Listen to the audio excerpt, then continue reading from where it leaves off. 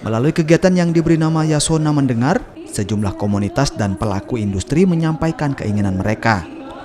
Dalam diskusi ini, Yasona Lauli menyampaikan produk kekayaan intelektual yang telah tercatat maupun terdaftar di Direktorat Jenderal Kekayaan Intelektual dapat dijadikan jaminan fidusia bank maupun non-bank, sehingga dapat dijadikan jaminan modal usaha bagi pelaku industri kreatif. Yasona menambahkan, pemerintah saat ini tengah menggodok peraturan turunan agar kekayaan intelektual seperti merek, hak cipta, atau paten terdaftar untuk dijadikan jaminan fidusia.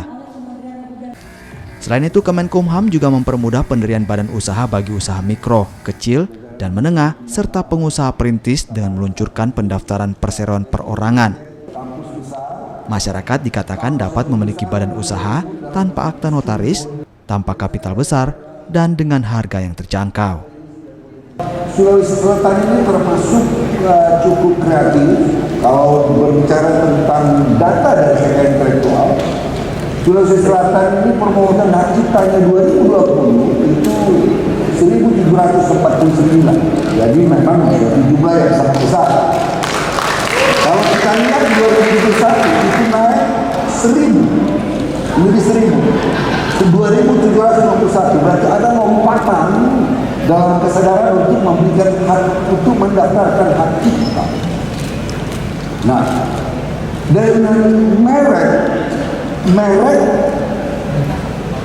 ada 551, sekarang sudah 938 pertemuan. Nah, di sini tentu banyak UMKM. Saya berharap bahwa kesadaran untuk mendaftarkan merek dagangnya itu sangat penting.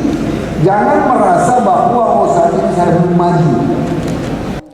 Direktorat Jenderal Kekayaan Intelektual mencatat Makassar menjadi wilayah yang paling banyak menyumbang permohonan kekayaan intelektual di antara kota lain di Sulawesi Selatan. Di tingkat nasional, Sulawesi Selatan berada di urutan 9 besar dan paling tinggi di seluruh pulau Sulawesi.